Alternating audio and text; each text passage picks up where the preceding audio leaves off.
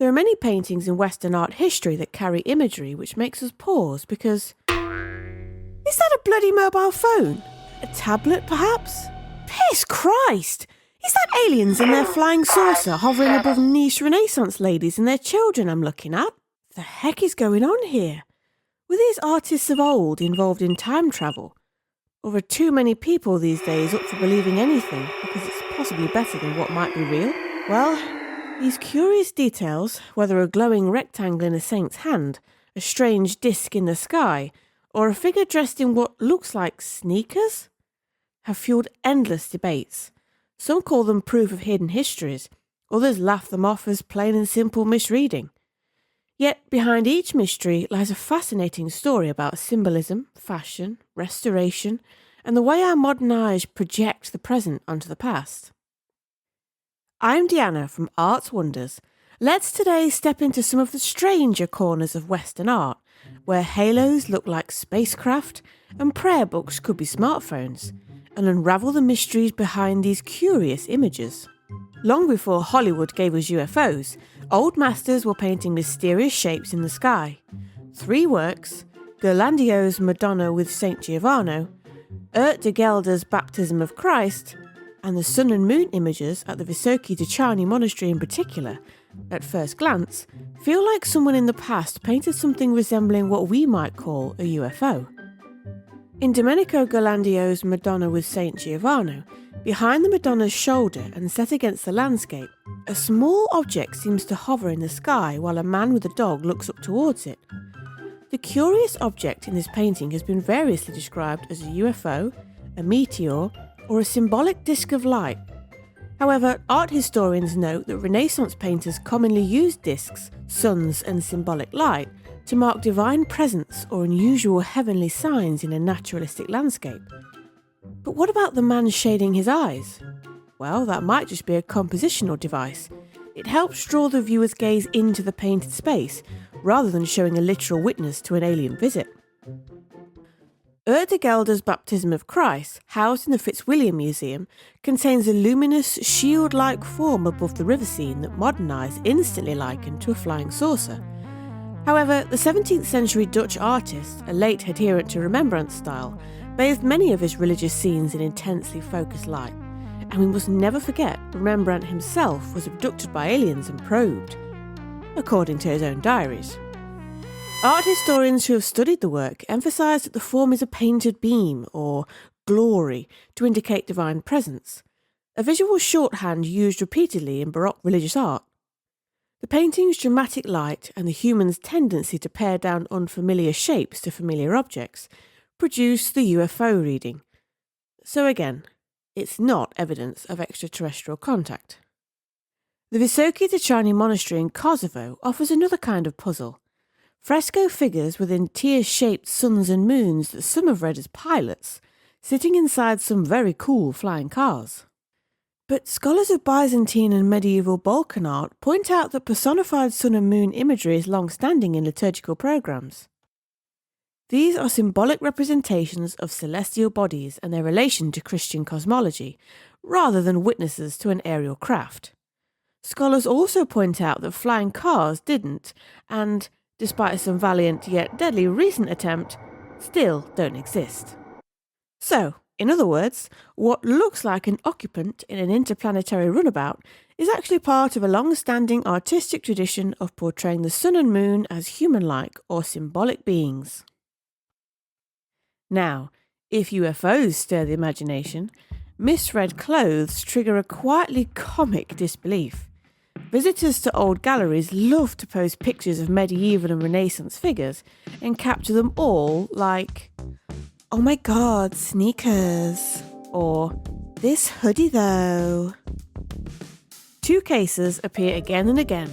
The so-called sneakers fresco at Florence's Palazzo Vecchio, and what are believed to be medieval sunglasses, and a whole host of hats that look more modern than they have a right to. To be honest, the fresco collections at the Palazzo Vecchio contain a bewildering variety of dress and footwear. Modern viewers sometimes zoom in on the soles and shapes of shoes and see familiar silhouettes that look like, for example, sneakers. This happens especially in low relief or worn fresco sections where anatomical accuracy is subordinate to symbolism or decorative flourish. But according to scholars, shoe shapes changed region to region. The tapered, flat-soled shoes of the late medieval and early modern periods sometimes catch the eye as antecedents of later designs. Additionally, the palazzo's long curatorial history and associated restorations also complicate matters. Retouching can alter the look of a painted shoe, so it reads as more modern than the original did. Then there are the sunglasses in medieval imagery. Most often a misreading of smoked quartz or obsidian eye protectors. Historical accounts record that some Chinese and European judges used polished dark stones to shield their eyes and conceal expressions in court. These objects resembled tiny, flat, dark lenses and were sometimes depicted in portraits or inventories. Thus, the discovery that ancient people used darkened quartz to mitigate glare or mask expression makes the label sunglasses for medieval figures tempting, but misleading. They are functional, context-bound artifacts, not fashion statements that prefigure Ray-Bans. Finally, wide hoods, liripipes and elaborate headpieces from the Middle Ages and early modern eras, often read as modern hoodies or baseball caps when cropped or seen out of context. But hooded garments are ancient. Monks' cowls, farmers' cloaks, and urban outwear all featured hoods long before the contemporary hoodies and caps brigades. So, while observing an old painting, when the viewer fills in missing detail, a medieval monk can easily become a member of a boy band in the mind's eye. The underlying lesson is simple. Clothing functions differently across time. A similar silhouette doesn't imply identical social meaning. Now, the paintings that seem to show people staring at, holding or swiping a rectangle that is unmistakably a smartphone are most common in online debates. Michael Packer's 15th century St. Wolfgang and the Devil is often cited because the devil in the scene is holding an object that a modern viewer might call a device. But specialists remind us that Packer is illustrating a medieval narrative about a saint who tricked the devil. The object that the devil holds aligns with medieval iconography that often made out books as sources of temptation or power. And more personally, it aligns with Packer's mixed sculptural painterly approach to narrative devices. Waldmöller's The Expected One is more notorious because it is visually quite persuasive. In the painting, a young woman is walking along a path with her head down, hands cupping something small, rectangular and dark that looks like, a smartphone. Some viral images have made her into a 20th century time traveller, doom-scrolling between her exhausting daily chores. Art historians and museum curators, however, identify the object as, sorry everyone, a prayer book. Small prayer books were widely used back then, much like smartphones are now, often bound in dark leather and carried in precisely the way Waldmöller painted.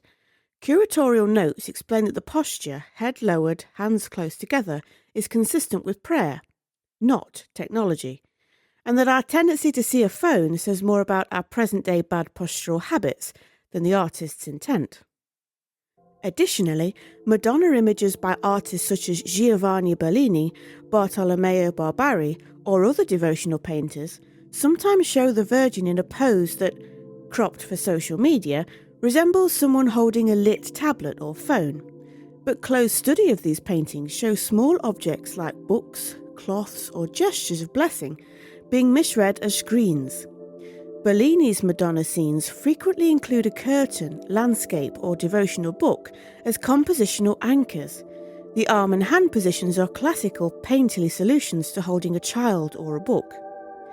Because Renaissance paint preserves fine glazes and soft light, a little specular highlight on a book's cover can be read as a glass screen when isolated from context. However, not every oddity is accidental. The new Cathedral of Salamanca harbours a famously playful insertion, a carved figure that looks like an astronaut. This Salamanca astronaut sits among carvings on the cathedral's facade. Unlike the misreadings we've already discussed, This figure most likely dates to a much later period of work or restoration during the 20th century, when craftsmen and stonemasons added contemporary motifs as a joke or signature. Accounts vary, but a responsible reading points out that the cathedral's construction spans centuries, and its later decorative programmes sometimes included light-hearted modern references. The astronaut is therefore a fascinating instance of a clever modern addition woven into the fabric of an old cathedral.